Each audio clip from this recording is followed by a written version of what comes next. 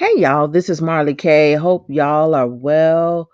Got an important story I want to share with you from Fortune magazine. And the reason that it is important because it is going to shed some light on some of the things that will be going on in our community, the African American Black community here in America, when things begin to crumble to the point where we can actually see them and feel them. And I want to bring these stories to us so that we can understand what happens when a nation fails. It is not going to be pretty. It's going to be painful. It is going to be chaotic. It's going to be stressful. There's going to be a lot of desperation. And so I want to read this story to you, some of it, not all of it.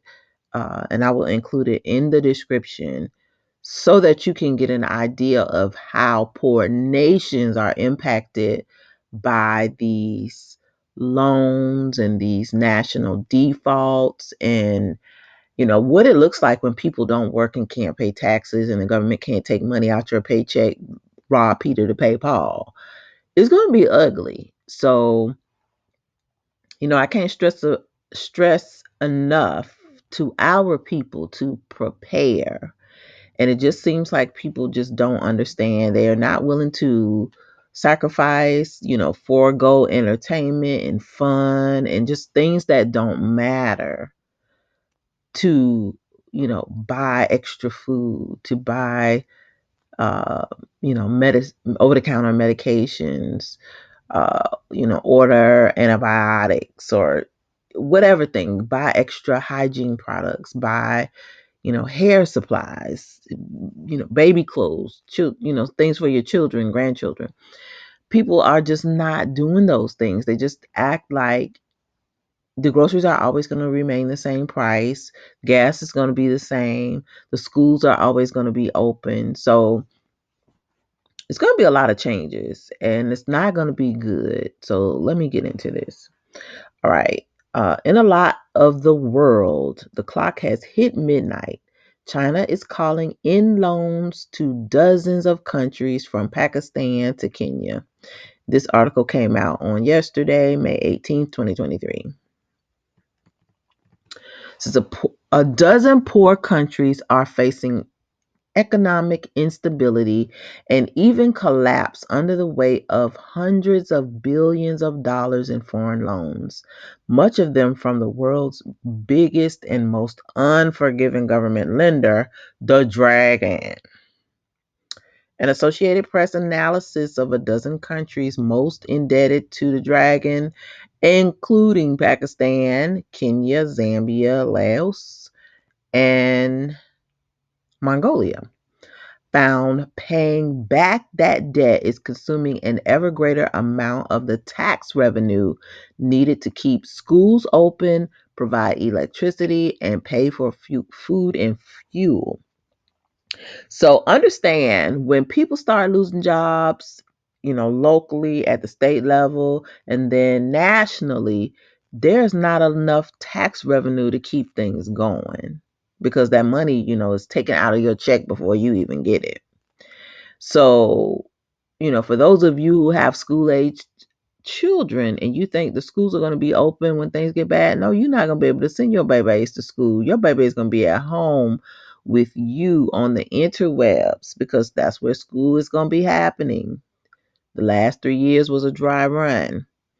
Providing electricity, the grid's going to go down because a lot of the power companies are subsidized by federal tax dollars. When that money is not available and we don't have money to pay these bills, you ain't gonna have no power. You may not have any because you can't afford your bill, but you may not have any because the grid is down. And the same for, paying for food and fuel. A lot of elderly people and people who are ill, who rely on government assistance or safety net programs, won't have money for food. You won't have subsidized fuel services. So it's going to be interesting But I want you to understand that these things are already happening in other nations, and we don't have to worry about or wonder what it's going to be like because people are living it now. It's just going to hit us last. So we really need to pay attention. And it's draining foreign currency reserves. These countries used to pay interest on those loans, leaving some with just months before that money is gone. Behind the scenes is dragging countries' reluctance to forgive debt and its extreme secrecy about how much money it has loaned and on what terms, which has kept other major lenders from stepping in to help. On top of that is the recent discovery that borrowers have been required to put cash in hidden escrow accounts that push the dragon to the front of the line of creditors to be paid. So sounds like the dragon learned some tricks from Mr. Charlie Nim, and Mr. Charlie Nim is mad about it. Countries in AP's analysis had as much as 50% of their foreign loans from Dragon Country, and most were devoting more than a third of government revenue to pay off foreign debt. That's a lot of money. Two of them, Zambia and Sri Lanka, have already gone into default, unable to even make interest payments on loans, financing the construction of ports, mines, and power plants. So notice that these nations will give loans for things that they can take over and later profit from. And when they give these loans, they understand that these nations will eventually be overextended, and they also understand that the value of what they are lending for is worth far more than the loan in the long run. So these nations are run by raccoons basically, and so they're just selling their own people out. In Pakistan, millions of textile workers have been laid off because the country has too much foreign debt and can't afford to keep the electricity on and machines running. In Kenya, the government has held back paychecks to thousands of civil service workers to to save cash to pay foreign loans. So just think about it. If you are a civil service worker in America and the government runs out of money, you could be working and not get paid. I mean, that has happened before here, and while they've gone back and repaid folks, but you don't know when that is going to happen. So what happens if you don't have anything put away, and the government decides, oh, we can't pay you? What are you going to do? The same with workers being laid off because of the foreign debt. They don't have enough electricity to run machines. What happens? How are you going to pay your bills? How you going to eat? How you going to have water? Just basic necessities. People are not prepared. People have no idea what's coming. Since Sri Lanka defaulted a year ago, 500,000 industrial jobs have vanished. Inflation has pierced 50%. Can you imagine going to the store and groceries are 50 to 100% more than they are today when you're already cash strapped? That's coming. And more than half the population in many parts of the country has fallen into poverty. So that's the other thing. When you're in these situations, people around you are going to be poor and not having stuff. They're going to be running around looking for something to eat. Children are going to be hungry. Their mama's going to be hungry. The dad is probably going to be out robbing. So, are you prepared for that? Because that is our future in this country. Experts predict that unless China begins to soften its stance on its loans to poor countries, there could be a wave of more defaults and political upheavals, which is what they want anyway. In a lot of the world, the clock has hit midnight, said Harvard economist Ken Rogoff. Dragon Country has moved in and left this geopolitical instability that could have long lasting effects. A case study of how it has played out in Zambia, a landlocked country of 20 million people in southern Africa, that over the past 2 decades has borrowed billions of dollars from Dragon Country state owned banks to build dams, railways, and roads. All things that they can come in and take over and use for their Silk Road initiative. So it was a setup. These folks been set up. The loans boosted Zambia's economy, but also raised foreign interest payments so high there was little left for the government, forcing it to cut spending on healthcare, social services, and subsidies to farmers for seed and fertilizer. So you don't have healthcare, and when people are down and out, they don't feel well. No social services, so your safety nets are fewer, reduced, and then subsidies to farmers for seeds and fertilizer mean you have less food to grow. People don't have food, so we're going to run into the same issue here. In the past, under such circumstances, big government lenders such as the Eagle, Japan, and France would work out deals to forgive some debt, with each lender disclosing clearly what they were owed and on what terms so no one would feel cheated. But Dragon Country didn't play by those rules, and so Whitelandia is mad. It refused at first to even join in multinational talks, negotiating separately with Zambia and insisting on confidentiality that barred the nation from telling non Dragon Country lenders the terms of the loans and whether Dragon Country had devised a way of muscling to the front of the repayment line.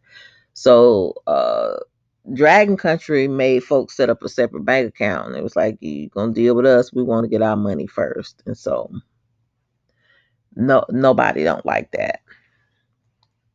Amid the confusion in 2020, a group of non-Dragon Country lenders refused desperate pleas from Zambia to suspend interest payments, even for a few months. Now, I want you to pay attention to this because these black nations don't get any leeway when it comes to defaulting because they always want to take the resources from the continent. Africa is one of the most resource rich continents on earth. And so everybody exploits it. And then we have all these raccoons everywhere who will sell us out. We have more wealth and more resources, but we will do the brain drain, we do resource drain, we do talent drain, we do everything to ourselves. And then we wonder why people don't respect us. Instead of us just taking our time and going slow and working our way up out of the hole, we just go get a loan and get in debt with these folks, and then we can't get out of debt and we looking crazy. The refusal added to the drain on Zambia's foreign cash reserves. The stash of mostly eagle bucks that it used to pay interest on loans and to buy major commodities like oil. By November 2020, with little reserves left, Zambia stopped paying the interest and defaulted, locking it out of future borrowing and setting off a vicious cycle of spending cuts and deepening poverty. Inflation in Zambia has since soared 50%. Unemployment has hit a 17-year high, and the nation's currency, the kwacha, has lost 30% of its value in just 7 months. The UN estimated of Zambians not getting enough food has nearly tripled so far in 1 year to 3.5 million people. This part just made my heart break. It said, I just sit in the house thinking, what will I eat because I have no money to buy food, said Marvis Kunda, a blind 70-year-old widow in Zambia's Luapula province, whose welfare payments were recently slashed. Sometimes I eat once a day, and if no one remembers to help me with food from the neighborhood, then I just starve. That is so sad. But honey, let me tell you, that is going to be so many people in this country because if you rely on any type of government assistance and all of your sustenance comes from them, if they decide to cut resources because they don't have any tax revenue or don't have enough tax revenue to go around, those social programs and safety nets are going to get cut. Are we prepared for that in our community? And I say no, because too many people don't even have nothing in their own houses for their own behinds. A few months after Zambia defaulted, researchers found that it owed $6.6 billion to dragon country state owned banks, double what many thought at the time, and about a third of the country's total debt, which is a lot of money. So I'm going to skip down. And then I'm going to Dragon Country's unwillingness to take big losses on the hundreds of billions of dollars it is owed, as the IMF and World Bank have urged, has left many countries on a treadmill of paying back interest, which stifles the economic growth that would help them pay off the debt. And that, again, that's the goal. Um, they don't want these people to pay off these loans. And instead of these nations saying, I'm not going to do that, they just go ahead and take the easy money and then lose the stuff later and pass that burden off to the citizens. So it makes them poor because, it's bad enough you work and you have to get your money taken out of your check before you even get it. But then you lose your job, you lose your livelihood. So it's like a vicious cycle. Foreign cash reserves have dropped in 10 of the dozen countries in AP analysis, down an average 25% in just a year. They have plunged more than 50% in Pakistan and the Republic of Congo. Without a bailout, several countries have only months left of foreign cash to pay for food, fuel, and other essential imports. Mongolia has 8 months left, and Pakistan and Ethiopia have about two left. Um, as soon as the financing taps are turned off, the adjustment takes place right away, said Patrick Curran, senior economist at researcher Telemer. The economy contracts, inflation spikes up, food and fuel become unaffordable. That is going to happen to us, which is why I am adamant about you getting non perishable foods. Don't worry about getting a whole bunch of meat and put in your freezer. You better be trying to get stuff that is non perishable. Get rice, get dry beans, get water, get, water purification tablets. Um, like I said, grow food, grow green stuff, grow things that you can pull out of the garden and eat, make soup, or just eat raw if you have to. But you're gonna have to do something, and you're gonna have to start now, because when this thing hits, it's too late. It takes months to grow food. It takes a minute to get a plot together, or have the resources to grow stuff. You're not just gonna go outside and grow something. It's gonna come out perfect. You just not. Trust me. And the same with food. When the food prices go up, it's a wrap. You're not gonna be able to afford it. You don't even know if you're gonna have a job. Who knows if the store's gonna be open because they may not have power, or maybe the government takes over the grocery stores because they declare martial law because people start wilding in the streets. Mohammed Tahir, who was laid off 6 months ago from his job at a textile factory in the Pakistani city of Multan, says he has contemplated suicide because he can no longer bear to see his family of four go to bed night after night without dinner. So can you imagine being a man or a husband or a father, a provider, not being able to provide for your family, and there's nothing that you can do, and you didn't prepare. People been talking about this forever, but you did nothing. So,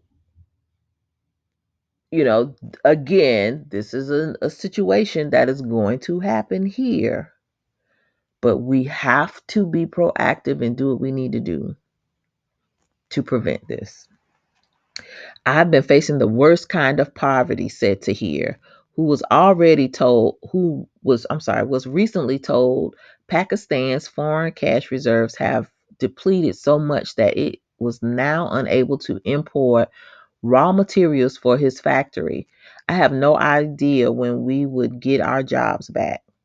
So I'm going to stop here, but I just wanted to read this to you because these other nations are already struggling, going through default, and they're not talking about it here on the news. But you need to understand that this is coming to America. We don't know what jobs are going to be lost just because of the collapse.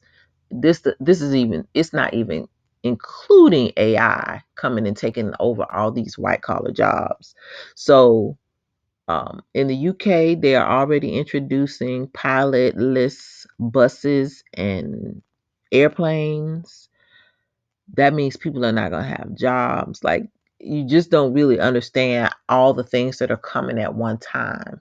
So you have to really be proactive about preparing for what's coming. Get your food, continue to pray, continue to prep, grow some food, learn how to hunt, learn how to fish, get whatever you can get in your home, rice, dry beans, canned goods, non-perishable things. Go to the thrift store, buy cookbooks, learn how to, make stuff out of nothing, because the time is coming where we're going to have to make a way out of no way. And while I know black people know how to do it, there are a lot of black people who do not have the things in their homes to do so. So I really want y'all to work on getting prepared, because these black and brown nations have already been exploited by the dominant society. And this transition from white supremacy to dragon supremacy, it's going to be painful for everybody, and it's coming here. So I just want you to understand what is coming, and I want you to prepare. Continue to pray, continue to prep, continue to seek the Most High for wisdom and guidance and discernment in this ungodly hour. And just don't have fear. We can't be fearful, but we can keep watch, and we can continue to work while we have daylight, because darkness is coming. All right, this is Marley K. Please like this video, share it, and subscribe to the channel. Also, subscribe to my backup channels on Rumble and Odyssey in the event this channel is taken down. Don't forget to follow my socials. And if you feel led, please consider contributing to the channel to support it, because we do not get any resources. This is done out of love. So we take our time, we find stories, we try to bring them to you and break them down with the black point of view so that our people can be prepared for what's coming. All right, y'all. Love y'all. Have a good night, and I will talk to you later. I'm out.